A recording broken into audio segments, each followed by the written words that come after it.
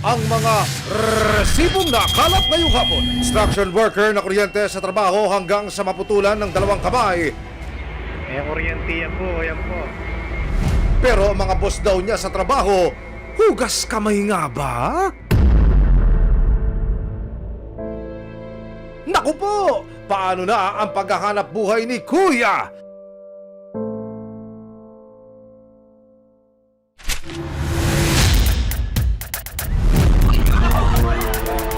Kung sino man ang kontraktor dito, Mahigit 80 milyong piso na road projects sa Bulacan. Dahilan daw ng baka na hindi na humuhupa at ng maputik at baku-bakung daan.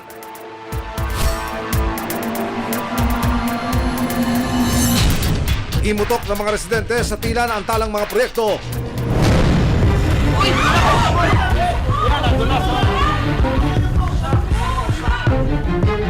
Napakabaho ang naaamoy namin dito dahil tumining na lahat ang mga pura. Ang mga bata dito nagkakasakit na. Beep, beep! Ano na nga po bang plano rito? Ang pag-aksyon ng resibo mamaya na! Susunod! Sumbong ni Joffrey sa resibo na iwasan daw sana ang aksidente kung hindi naging pabaya ang kanilang foreman. Kung di dahil sa kanila, kumpleto sana po ako ngayon. Di kami naghihirap. Abangan mamaya ang inirereklamo ng mga residente sa resibo. Ang road with drainage project na ito na nagkakahalaga ng mahigit 23 million pesos. Resibo, walang lusot ang may atraso. May aksyon, may ebidensya. Resibo, walang lusot ang may atraso. Anumang reklamo, bibigyang tugon. Bawat hinaing at problema, kakanapan ng solusyon. Ito ang bago ninyong sandigan, hindi palalampasin ng mga tiwali at maling gawi. Dito, walang ligtas ang abusado at lalong walang lusot ang may atraso. Dahil ang lahat, hahanapan natin ang resibo. Magandang hapon, ako po si Emil Sumangil. Naaksidente ang isang trabahador sa isang construction site sa Pampanga. Dahil daw sa tindi ng natamong mga pinsala, kinailangang putulin ang dalawa niyang kamay. Makalipas ang 2 taon, hindi pa rin daw abot kamay ang hustisya para sa kawawang biktima. Kuryente yan po. Sa cellphone video na kuha noong 2023, ibinaba ang isang lalaki mula sa ikalawang palapag ng ginagawang bahay. Lapnos ang kanyang balat. Walang tigil din ang pagdurugo ng mga binti at paa. Ito'y matapos makuryente habang nasa trabaho. Dahil umabot na sa laman ang pagkasunog ng balat, kinailangan putulin ang kanyang mga braso. Pati na ang mga daliri sa paa. Makalipas ang 2 taon. Ganito ang sitwasyon ng lalaki na nakilala namin bilang si Joffrey. Hirap maglakad. At ang kanyang asawa at mga anak ang nagsisilbi niyang mga kamay. Gabi-gabi po, parang iisip ko po parang mamamatay na po talaga ako. Parang giniginawa kong sobrang sakit, kumikirot. Parang sabi ko, baka bukas din ako magigising. Ayaw ko pa po, kasi iniisip ko po yung 3 ko pong anak, kasi lalo na po, puro babae. Maliliit pa po. Saka tinanong ko po sila kung gusto po nila pa akong makita. Tapos umiyak po sila, sabi nila, gusto pa kahit wala ka ng kamay, sabi sa akin. O sige, hayaan nyo, lalaban ako, sabi ko sa kanila. Nakipag-ugnayan ng resibo sa Public Attorney's Office Region 3. Hanggang ngayon, hindi pa rin daw na isasampa ang kaso makalipas ang 2 taon. Wow! Drainage project daw pero nagdudulot ng baha.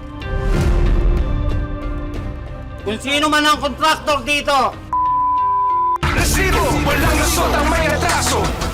Resibo, walang lusot ang may atraso.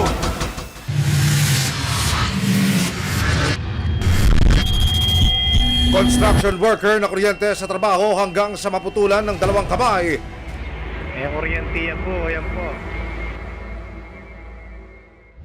Makalipas ang 2 taon. Ganito ang sitwasyon ng lalaki na nakilala namin bilang si Joffrey.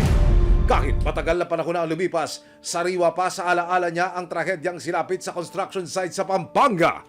Nangingisda po ako doon sa baryo. Nagkita po kami nung dating sinasamahan kong foreman na yun. Tinanong po ako kung gusto ko pong magtrabaho sa kanya. Doon po ako nakapasok sa kanya sa trabaho. Nung pagkatapos po namin magmerienda, naglalagay po ako ng pantukod doon sa slab. Dahil tapos na po yung ginagawa ko, inutos po ako ng foreman umakyat sa taas para ayusin po yung bakal sa slab. Linipat ko po yung isang bakal dahil sumobra ng isa. Tapos po, nung paglipat ko pong ganun, doon po ako nadali, doon sa isang bakal lang. Doon po ako nakuryente.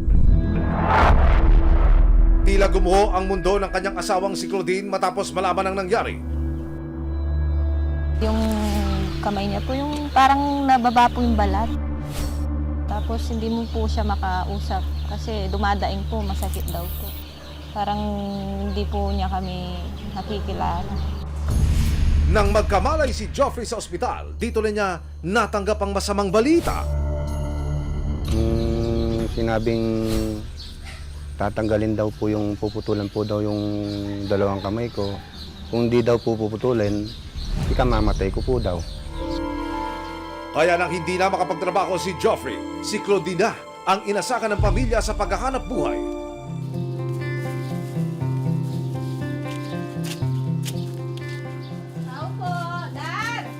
Kasi minsan, paano tayo kakain, sabi. Paano na yung mga anak natin? Yung araw-araw na pagkain po namin, ang hirap pong hanapin. Yes, ano saging? Para mabuhay, dumidiskarte si Claudine sa paglalako ng saging. Pero, minsan, hindi raw niya maiwasang panghinaan ng loob. Minsan, sir, sasabihin ko na parang nagsasawa rin ako, sir. Kasi bata pa po ako ganito na yung sitwasyon na nararanasan ko. Kaya lang naisip ko rin po, hindi pa po siya na-aksidente, hindi naman po niya kami pinabayaan. Kawawa naman po yung mga anak namin. Sumbong ni Joffrey sa resibo na iwasan daw sana ang aksidente kung hindi naging pabaya ang kanilang foreman. Hindi sila nagpabaya, sir. Hindi ako mapuputulan ng kamay kasi hindi nila pinabalot yung kuryente, sir. Hindi sila kumuha ng building permit. Dahil dito, inireklamo ng pamilya ni Joffrey sa barangay Santo Rosario, Pahu, ang foreman at may-ari ng bahay noong August 2023. Ayon sa barangay, hindi nagkasundo ang dalawang panig matapos ang tatlong pagdinig. Nagbigay raw ang may-ari ng 7,000 piso bilang tulong habang ang foreman naman nagbigay ng 5,000 piso. Pero belta ni na Joffrey, saan naman sila pupulutin ng kanyang pamilya sa halagang iyon? Hindi man lang po ako kinukumustahan. Kahit lang sana pinasyalan ako, yung pinagdala ko nung magiging kailangan ko po. Wala. Buhat nung nangyari, sir, wala. Di sila sumilip. Di po ako pinuntahan. Kaya sobrang sakit po, sir. Kung di dahil sa kanila, kumpleto sana po ako ngayon. Di kami naghihirap, sir. Pwede bang ganun, naputol yung dalawang kamay ng asawa ko? Ganun na lang daw po yun. Kaya sa parehong taon, lumapit ang pamilya ni Joffrey sa Public Attorney's Office. Gusto nilang magsampa ng civil case para sa sinapit ni Joffrey. Kasi, sir, hindi maayos po sa barangay. Ayan po kasi talaga. Sabi ko, magpatulong ka na sa PAO. July 2, 2025, nakipag-ugnayan ng resibo sa Public Attorney's Office Region 3. Hanggang ngayon, hindi pa rin daw na isasampa ang kaso makalipas ang 2 taon. Ayon sa opisina, natatagalan sila dahil hindi pa raw kumpleto ang mga salaysay mula sa mga testigo. Careful tayo sa pagsasampa ng kaso. Ayaw din natin na hindi tayo handa, lalo sa mga ebidensyang ihaharap natin sa husgado. Kami ay tumitingin sa possibilities na bukod sa kanyang employer, ay may iba pa ring merong kasalanan at nagpabaya. Sa kasong inihahanda ng kanilang opisina, balak nilang pagbayarin ng foreman at may-ari ng bahay ng danyos.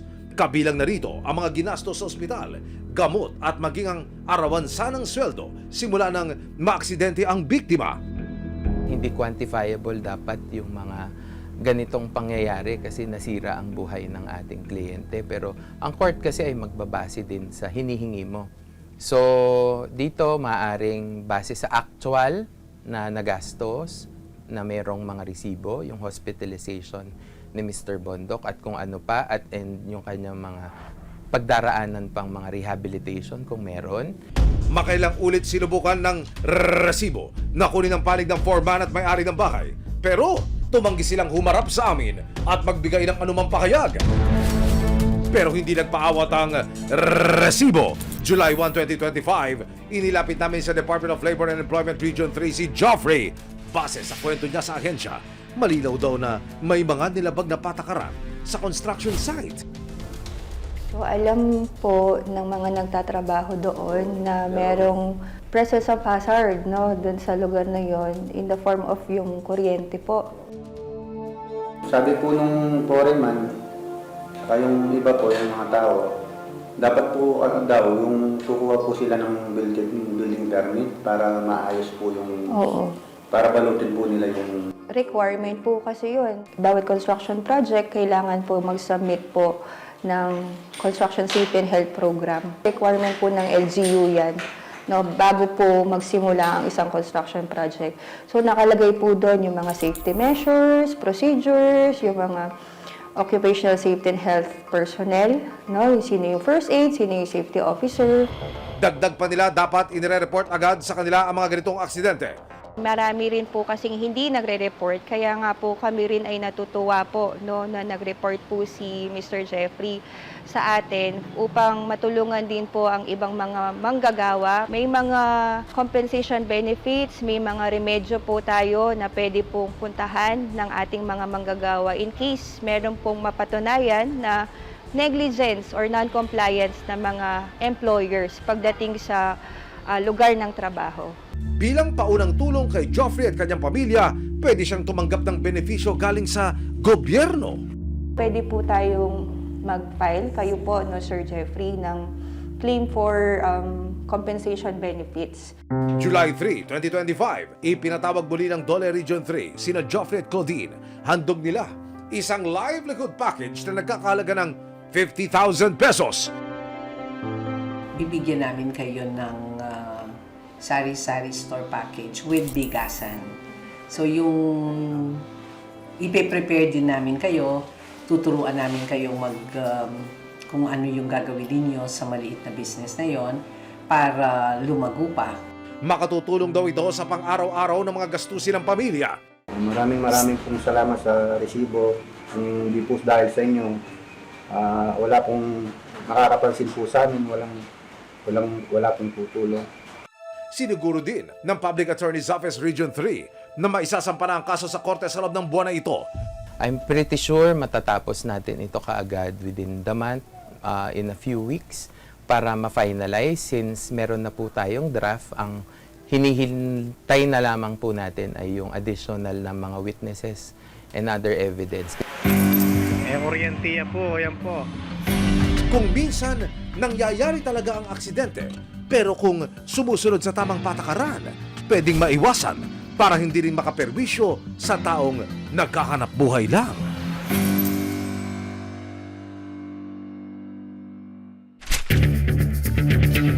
Lampas leeg na ang mga reklamo ng mga residente sa Bukawi, Bulacan dahil sa baha sa kanilang lugar na hindi na nawawala at malubak na kalsada. Ang dahilan, road projects na tila natenga na at usad pagungang paggawa. Kailan ito susolusyonan? Dahan-dahang sinusuong ng lalaking ito ang gatuhod na baha. Karga niya ang 65 taong gulang na ina. Kailangan siyang dalhin sa bayan para mapacheck up sa doktor. Pero dahil hindi makapasok ang sasakyan sa binabaha nilang kalsada, walang ibang paraan kundi bitbitin ng lalaki ang senior citizen papalabas ng kalsada. Ang tatay naman na ito, naabutan ng resibo na isinasakay sa lumang styrofoam ang mga anak. Pauwi na sana ang mga bata mula sa eskwelahan pero hindi na raw kakayanin ng bota ang taas ng tubig na naipon sa daanan. Mahirap sa raw ito kasi hindi naman mo gawa ng tama ng kalsada eh. Sanay na ako kami sa bahar ito. Dapat yung tama lang na kalsada. Hindi hanggang leg eh. Sobra naman ako sa taas yan eh. Ay, paano yung mga bata? Ganito na lang kami. Ang inirereklamo ng mga residente sa Resibo, ang road with drainage project na ito na nagkakahalaga ng mahigit 23 million pesos para protektahan ang lugar sa matinding pagbaha. Sinimulan daw ito ng Department of Public Works and Highways Marathon itong taon. Sa loob ng mahigit 3 buwan, ito ang itsura ng kalsada ngayon. Nakalitaw ang mga bakal at hindi sementado ang kalahati ng daan. Higit sa lahat, dahil hindi na pantay ang kalsada, naipon na ang tubig sa mga gilid na eskinita. Wow! Drainage project daw pero nagdudulot ng baha. Ang tubig stagnant lahat. Walang pupuntahan kasi hindi nga properly planned. Pero hindi lang isang kalsada ang kanilang inireklamo. Maging ang bypass road na nagkakahalaga ng mahigit 60 million pesos. From diversion road to rough road, real quick yarn. Sa pag-ikot ng Resibo sa lugar, nagsilabasan ng iba pang mga residente para ilabas ang kanilang hinaing. Mahirap po kasi katulad ko, naghahanap buhay ako. Ito kami ng solusyon. Maraming paperwisyo. Na resibuhan din ang magkakapitbahay na nagbabayanihan sa paggawa ng alternatibong daanan. Pero maya-maya pa, nahulog sa baha ang isa sa mga residente. Uy! Yan, nadulas. Ayan, ano ginawa nila? Nagkakaroon ng mga sakit ng mga bata rito. Aksidente pa rito. Kagaya niya, misis ko. Edad ko 70. Kaya ako nagretiro sa trabaho sa abroad. Para magpahinga.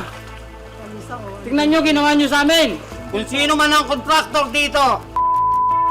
Sino ba ang contractor dito? Hindi kami in-inform. Dapat pag nag-meetingan, lahat ng residents dito, pinag-meetingan. Nakita nyo, amig ko, bumalik tayo. Benta nyo sa akin bahay nyo. Dito kayo tumira. Sa panayam namin sa isa sa mga residente na si Aisha, hindi na raw biro ang abalang dulot ng hindi matapos-tapos na proyekto. Bawat ulan po, pataas po siya ng pataas. Ibig po na dati walang tubig, ngayon hindi na po nawawala, tumataas pa siya. Dagdag pa niya, nagiging banta na ito sa kanilang kaligtasan. Yun po yung lagi sinasabi, antayin nyo bago matapos. Paano po namin naantayin ang matapos? Eto na po na isa-isa nang lumalawit ang problema. May na-aksidente na po. 3 na po namatay sa dulo. At dahil daw itinaas ang kalsada, naipon na ang mabaho at nilalamok na baha sa gitna ng daanan. Actually po sanay na kami sa tubig. Pero hindi po katulad ngayon na ang tubig nag-steady na po. Kaya panawagan niya at ng iba pang residente sa Potrero. Ang gusto lang namin yung mayroong kaming linaw kung hanggang kailan kami magtitiis. Alam naman po namin na matagal. Pero alam po namin dapat may second silang option na gagawin kung ganito ang mangyayari.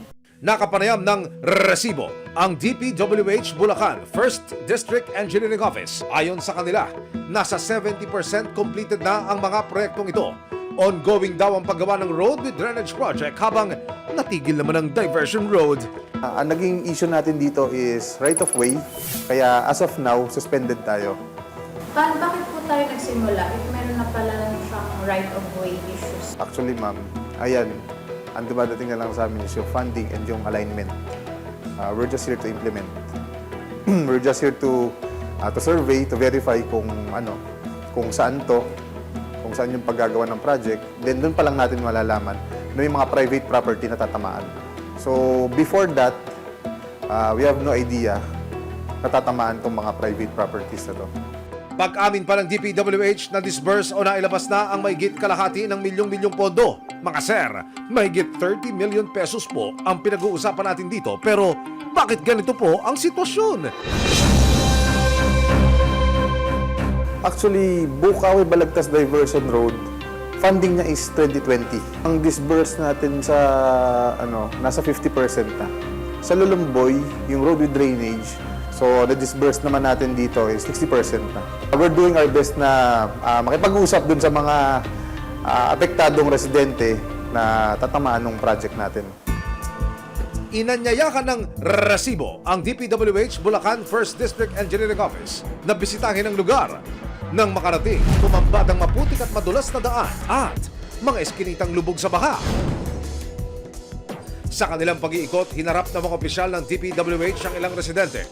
Siniguro nilang naka-priority na ang road with drainage project at ang diversion road. Ayon sa project head ng Road with Drainage Project, As much as possible po ma'am, pinipilit po natin before expiration, matapos po natin agad to para po magkaroon na po ng access yung mga taong bayan. para naman sa diversion road, Hinihintay na lang namin magbigay sa amin ng writ of possession, ang ma-file namin ng case. And then, kung meron na po nun, tuloy kami sa gawa nun. Konting tiis na lang po, kasi pag naman nagawa ito, yung ginhawa naman po na maidudulot nito. ayon naman sa barangay, nakikipagtulungan na sila sa DPWH para agad nang masolusyonan ang right-of-way issue.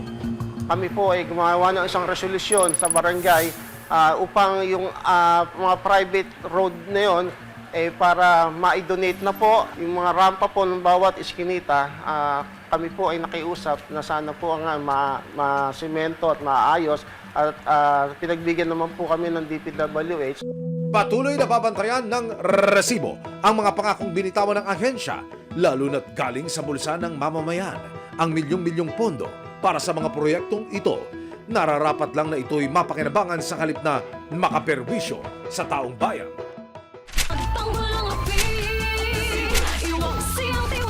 Sama-sama nating ituwid ang tiwali at baluktot, itakwil ang maling gawi at modus na bulok. Walang ligtas ang kabasado at lalong walang lusot ang may atraso. Dahil ang lahat, hahanapan natin ang resibo. Hanggang sa muli, ako po si Emil Sumangil. May aksyon, may ebidensya, resibo, walang lusot ang may atraso.